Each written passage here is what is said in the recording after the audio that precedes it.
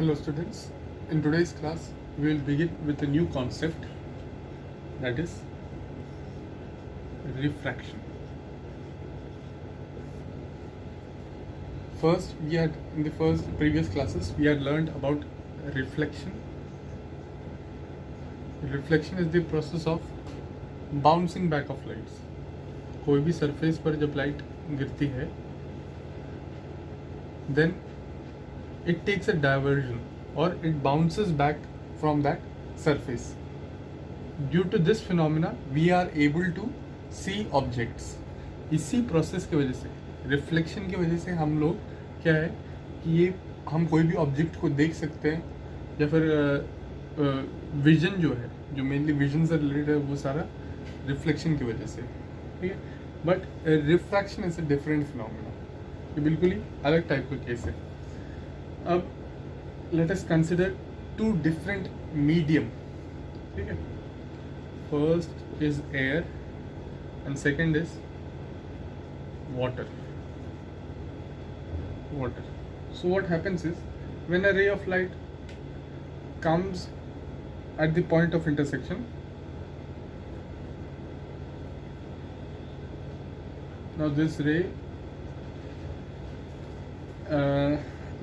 ray of light is changing it's changing its medium. अब वो अपना मीडियम चेंज कर रहा है. रिफ्लेक्शन के केस में क्या था, ये एयर में ही था. अगर एयर में है तो वो एयर में ही था, लाइट टकराया और वो वापस एयर में ही है, ठीक है.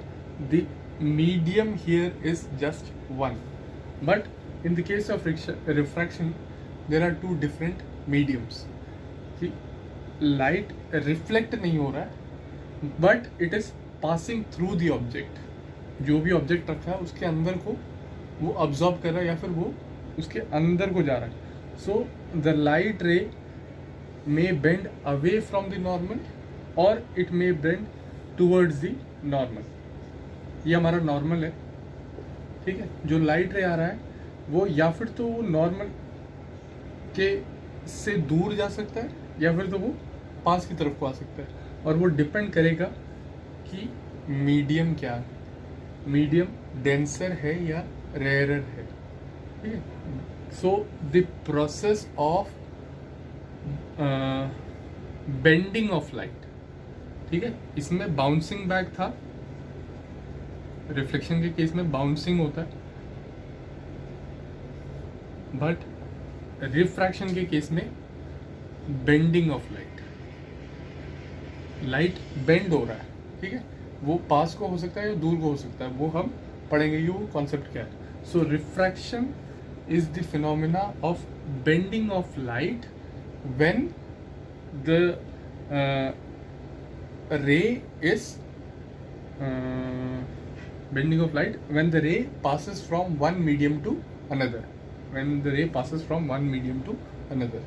तो क्या चेंजेस आते हैं वो हम आगे पढ़ेंगे. So now let us understand the concept of refraction. What happens is, there are two types of medium. First thing that we have to learn, that is, there are two types of medium, rarer and denser. Rare medium का मतलब क्या है, जैसे मैं अभी के लिए air और ग्लास को कंसिडर करता हूँ, ठीक है. सो air here is the rarer medium and glass is the denser medium. And how this depends is dense word का मतलब ही होता है कि टाइटली पैक्ड होते हैं मॉलिक्यूल्स. डेंसली पैक्ड जो डेंस वर्ड का मतलब है, तो उसी में हमें समझ आता है कि ग्लास जो है डेंसर मीडियम, क्योंकि उसके मॉलिक्यूल्स जो हैं टाइटली पैक्ड है. And in the air, the molecules are far apart. वो कहीं कहीं पर scattered तरीके से लाई कर रहे हैं. So this is the rarer medium, जहाँ पर speed of light will be more, ठीक है. speed of light काफ़ी ज़्यादा होगा और डेंसर में स्पीड ऑफ लाइट जो है वो कम होगा, क्योंकि यहाँ पास करने के लिए थोड़ा सा मुश्किल है, डेंस है। सो ये है डिफरेंस रेयरर और डेंसर में। तो रेयरर में हमेशा याद रखना speed of light will be more and in denser the speed of light will be less. ये दो टाइप के मीडियम है, रेयरर और denser.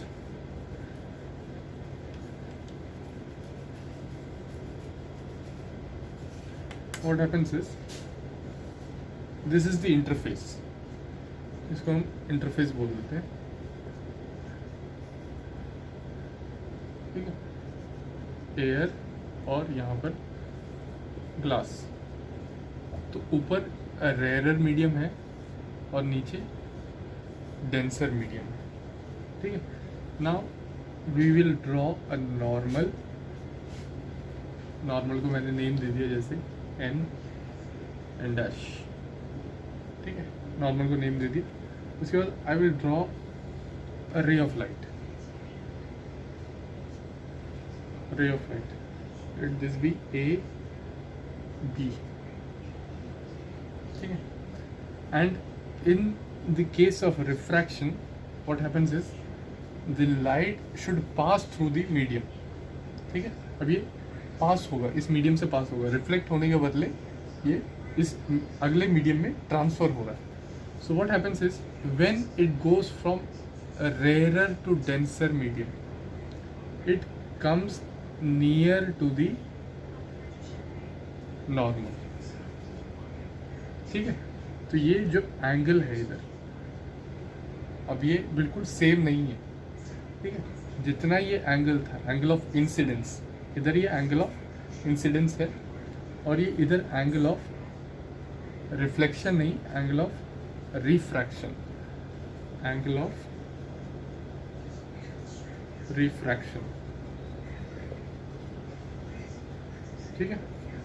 So these both angles will not be similar, ये दोनों सिमिलर नहीं होंगे, जैसे कि रिफ्लेक्शन के केस में था वैसा नहीं है। अब ये रे ऑफ लाइट जो है पास आ जा रहा है, जितना ये एंगल था उतना ये एंगल नहीं है।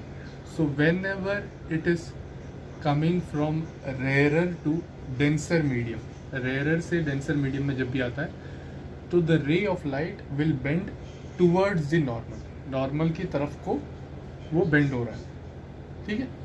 सो रेयरर टू डेंसर अगर हो तो वो टूवर्ड्स द नॉर्मल, ये हमेशा याद रखना, रेयरर टू डेंसर अगर हो तो वो टूवर्ड्स द नॉर्मल हो गया, ठीक है। और इसी तरीके से अगर हम ऊपर रेयरर के बदले डेंसर मीडियम करते हैं, ठीक है। इस बार क्या हो रहा है, पहले हमने एयर से ग्लास में पढ़ा था, अब हम ग्लास से एयर में पढ़ते हैं कि जब वो लाइट ग्लास से बाहर होके वापस एयर में आ रही है तो उसका कैसे डिफरेंस होगा। Now the incident angle, let the incident angle be I, but when it is coming from denser to rarer medium, अब ये डी से आर जा रहा है, ठीक है, डेंसर से रेयरर मीडियम में आ रहा है। So then it will bend away from the normal. अब ये पास आने के बदले, नॉर्मल से पास आने के बदले ये दूर की तरफ हो जा रहा है। So the angle will increase, ठीक है। So away from the normal, denser से रेयरर में जाता है तो अवे फ्रॉम द नॉर्मल होता है। तो ये कंफ्यूज नहीं हो रहा, आर डी जब हो तो वो टूवर्ड्स नॉर्मल होगा और डी आर जब हो तो अवे फ्रॉम नॉर्मल होगा, ये नॉर्मल से दूर की तरफ को जा रहा है। And this is the concept of refraction. Next topic is refractive index. Refractive index, अच्छा इससे पहले अभी जस्ट जब हमने रेयर टू डेंसर का ये पढ़ा था, so we are seeing that ray of light या फिर तो वो अवे को away from the normal bend हो रहा है, या फिर वो टुवर्ड्स द नॉर्मल बेंड हो रहा है। अब ये होने का मेन रीज़न क्या है? Because there is a change in speed of light. Speed of light मैं बताया था, स्पीड ऑफ लाइट जो है वो वेरी करता है। रेयरर में वो कम होगा, सॉरी रेयरर में ज़्यादा होगा और डेंसर में कम होगा। वो चेंज के वजह से ये बेंडिंग होती है, या फिर तो दूर को या फिर तो पास को। ये बेंडिंग होने का मेन रीज़न जो है that is the change of speed of light. Air में जो स्पीड है, एयर का हमें स्पीड पता है, that is 3 × 10⁸ this is the speed of light. ठीक है, नॉर्मली जो स्पीड ऑफ लाइट हम लोग जो देख रहे हैं, जो एयर में ट्रैवल कर रहा है, वो सारा स्पीड जो हम कैलकुलेट करते हैं 3 × 10⁸। और डेंसर मीडियम जैसे ग्लास या वाटर ले लेते हैं, ठीक है, एयर से थोड़ा और डेंसर मीडियम है। अब इसमें वेरी करता है, शायद 2 × 10⁸ है और ये शायद 2.5 है 10⁸। ये बुक में दिया हुआ है, एग्जैक्टली वहाँ से देख लेना। ये मैं श्योर नहीं हूँ, एग्जैक्ट श्योर नहीं हूँ, लेकिन वेरी कर सकता है। ठीक है, तो स्पीड ऑफ लाइट जो है वो कम हो जा रहा है। डेंसर मीडियम में हमेशा स्पीड ऑफ लाइट कम होता है। And refractive index is directly related to the speed of light. Refractive index क्या होता है? It is the ratio of the speed of light. मतलब जो भी हम ये ले रहे हैं, जो भी हम मीडियम ले रहे हैं, मीडियम 1 और मीडियम 2 रख लेते हैं, इसको अभी के लिए नहीं, रेयरर और डेंसर नहीं, उसके बदले medium 1 and medium 2। So what will be the ratio of the speed of light? That is known as the refractive index. Refractive index को हम, it is the ratio of the speed of light. अब medium 1 और medium 2, refractive index को हम denote करते हैं N से। ठीक है, it is denoted by N. And जैसे मैं रिफ्रैक्टिव इंडेक्स ऑफ 2 to 1 लिख रहा हूँ, तो मीडियम 2 नीचे है, मीडियम 2 और मीडियम 1 ऊपर। ठीक है, सो अगर मैं इस तरीके से ले रहा हूँ, so I will write it as 2 to 1। Medium 2 पहले लिख रहा हूँ और मीडियम 1 का नंबरिंग जो नेमिंग है वो ऐसे आएगा। ठीक है, अगर मैं n = n1/2 लिख रहा हूँ, तो नीचे मीडियम 1 आएगा और ऊपर मीडियम 2 आएगा।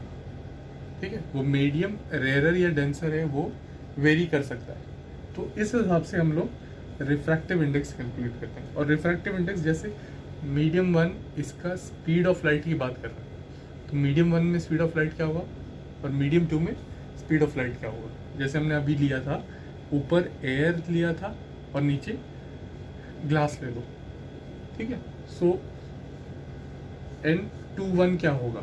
N21 होगा, नीचे ग्लास का होगा, दैट विल बी 2 × 10⁸ और ऊपर होगा 3 × 10⁸। So the refractive index will have no SI unit। SI unit नहीं होगा क्योंकि वो एक रेशियो है। ठीक है, इट इज़ अ रेशियो। दोनों स्पीड कैंसिल आउट हो जा रही है इधर। मेरे को एग्जैक्टली पता नहीं है कि 2 × 10⁸ है, इसलिए मैं कैंसिल नहीं कर रहा। ठीक है, तो जो होगा उस हिसाब से रिफ्रैक्टिव इंडेक्स वेरी होता है। तो it is a ratio and the naming or these numbering should be very much clear। जिसको भी हम नीचे लिखते हैं उसको हम पहले लिखते हैं। ठीक है, उस हिसाब से हम लोग चेंज कर सकते हैं। अब इसको एक तरीके से और लिया जा सकता है, जैसे अभी मुझे नंबरिंग नहीं करना, मीडियम 1 और मीडियम 2 के बदले मैं एयर और ग्लास लिया ना इधर, तो मैं I can write it as glass को मैंने G दे दिया और एयर को मैंने A दे दिया. So that will be speed of light in air. Speed of light air में जो होगा upon speed of light in glass, जैसे अभी ये लिया था. ठीक है, तो उसको मैं G और A से डिनोट कर रहा हूँ. एयर के बदले अगर वाटर होता तो मैं W से भी डिनोट कर सकता हूँ. बस ये ध्यान रखना, जो नीचे है वो पहले आएगा. Now we will learn the types of refractive index. Refractive index के दो टाइप्स होते हैं mainly. First is absolute refractive index और दूसरा है second is relative refractive index. ये दो टाइप्स होते हैं. अब एब्सोल्यूट जब भी हम ले रहे हैं, absolute is always comparison of speed of light with vacuum. ठीक है, जैसे मैं एब्सोल्यूट वैल्यू निकाल रहा हूँ, एब्सोल्यूट रिफ्रैक्टिव इंडेक्स निकाल रहा हूँ ग्लास का. ठीक है, ग्लास का रिफ्रैक्टिव इंडेक्स मैं निकाल रहा हूँ. Then I should compare it with vacuum. Speed of light in glass ऊपर स्पीड ऑफ लाइट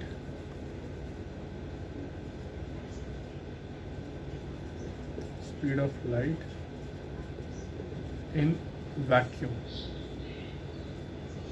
अगर इन दोनों को मैं कंपेयर कर रहा हूँ then it is known as absolute value, absolute refractive index of glass. ठीक है, मैं किसी भी चीज़ को वैक्यूम के साथ कंपेयर कर रहा हूँ then it is known as absolute value. So Ng will be speed of light. Vacuum में होता है 3 × 10⁸ and speed of light glass में होता है 2 × 10⁸ मीटर पर सेकेंड. ठीक है, यूनिट्स लगाना मत भूलना. कभी भी आप क्वेश्चंस करते हो तो यूनिट्स है तो यूनिट्स दिखाना ज़रूरी है. ठीक है, 10⁸ भी कैंसिल हो जाएगा और 3/2 हो गया 1.5. सो इधर मैंने वैक्यूम को मेंशन नहीं किया. एब्सोल्यूट में हम लोग वैक्यूम को मेंशन नहीं करते हैं. नहीं तो मैं इधर V लगा सकता हूँ क्योंकि नीचे वाला ग्लास और उसके साथ में V मैं मेंशन कर सकता हूँ. लेकिन वैक्यूम के केस में जब भी हम एब्सोल्यूट वाला लेते हैं तो वैक्यूम मेंशन करने की ज़रूरत नहीं है.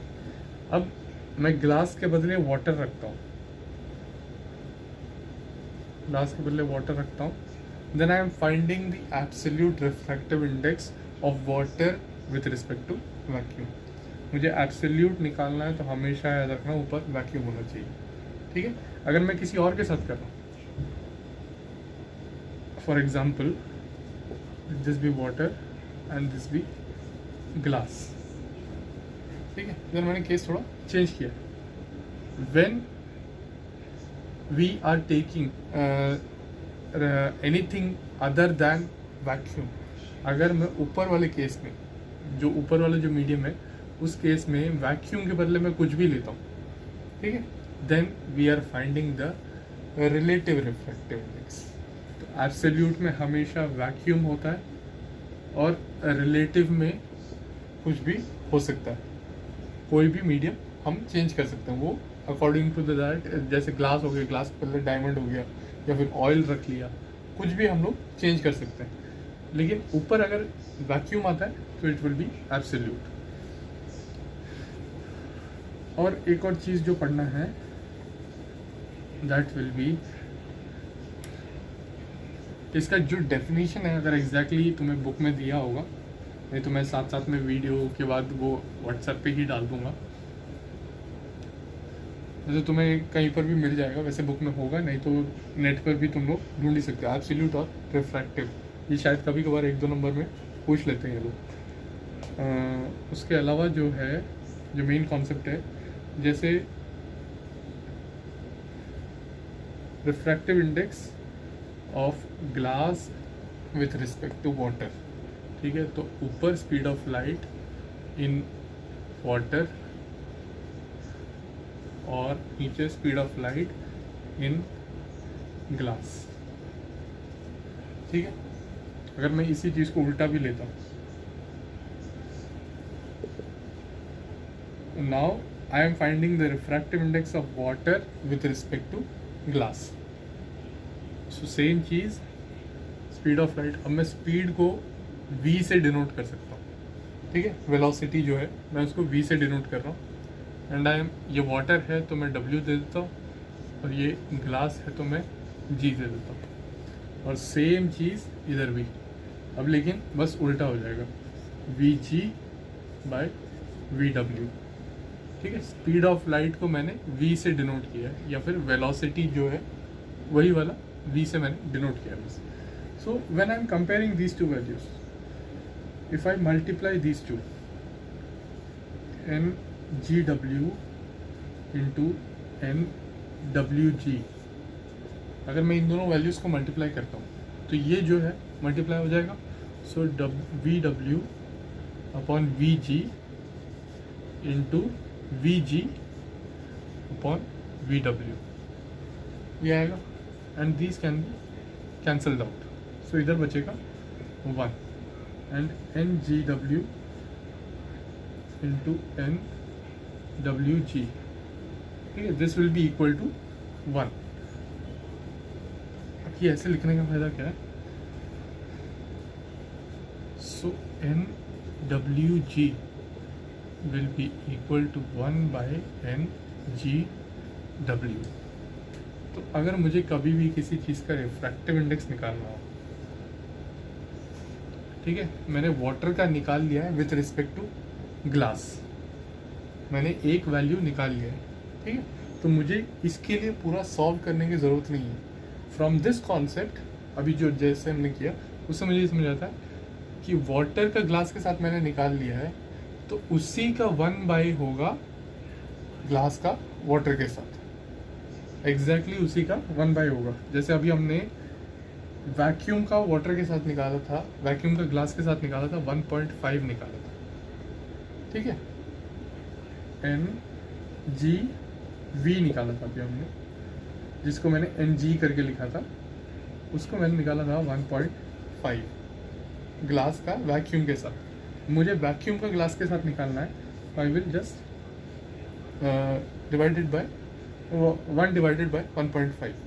सो this will be the value of nvg, vacuum glass with respect to vacuum.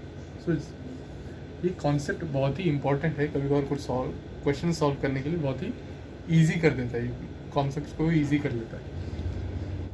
जब तुम लोग बुक में देखोगे तो रिफ्रैक्टिव इंडेक्स का एक टेबल दिया हुआ है, where different values of refractive index are given with respect to what the object is.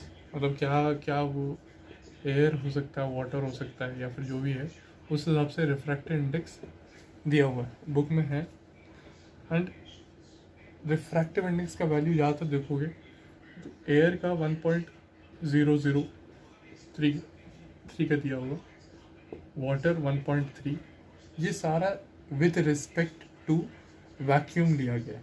ठीक है, विथ रिस्पेक्ट टू वैक्यूम कितना वेरी करेगा, तो उस हिसाब से हम लोग रिफ्रैक्टिव इंडेक्स फाइंड करते हैं। तो रिफ्रैक्टिव इंडेक्स का एक और चीज़, या फिर इसको हम n ही लिखते हैं, एक इम्पॉर्टेंट कॉन्सेप्ट जो है, बहुत इम्पॉर्टेंट है, इसको समझने के लिए पहले हम लोग एक एग्जांपल ले लेते हैं।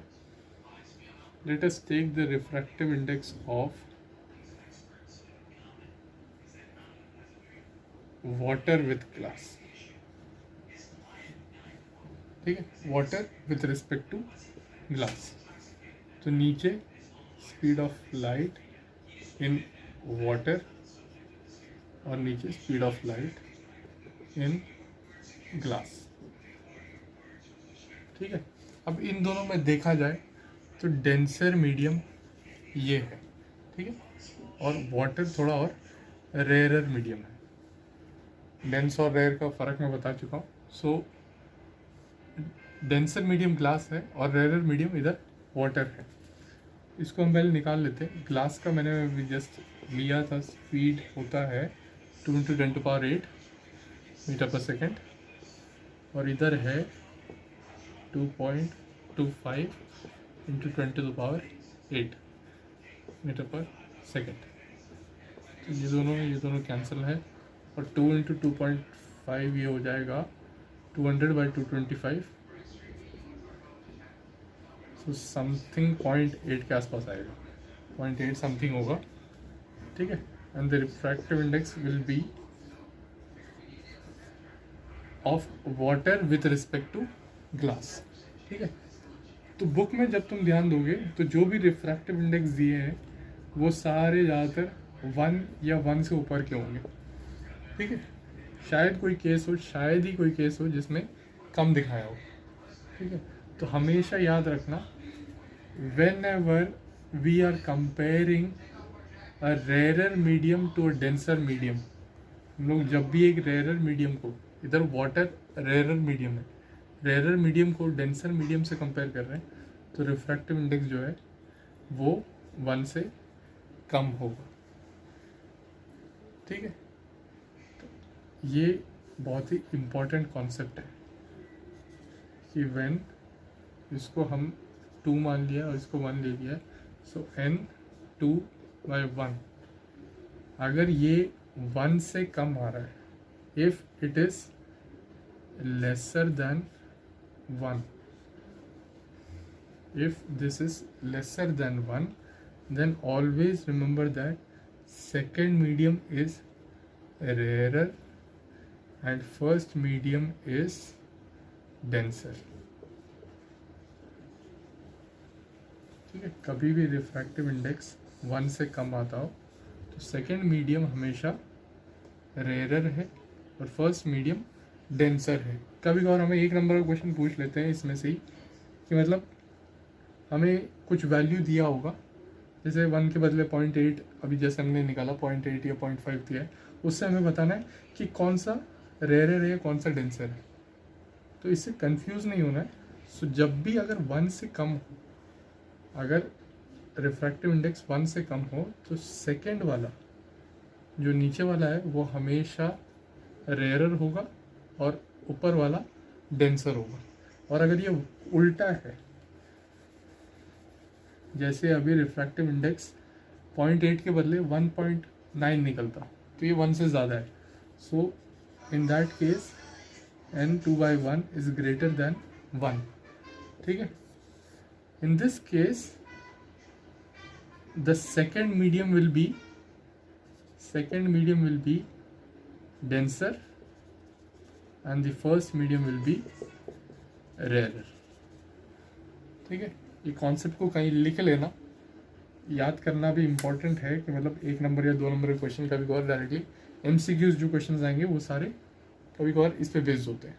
तो इसको समझ लेना, जो भी है बुक में इसका एग्जाम्पल दिया हुआ है.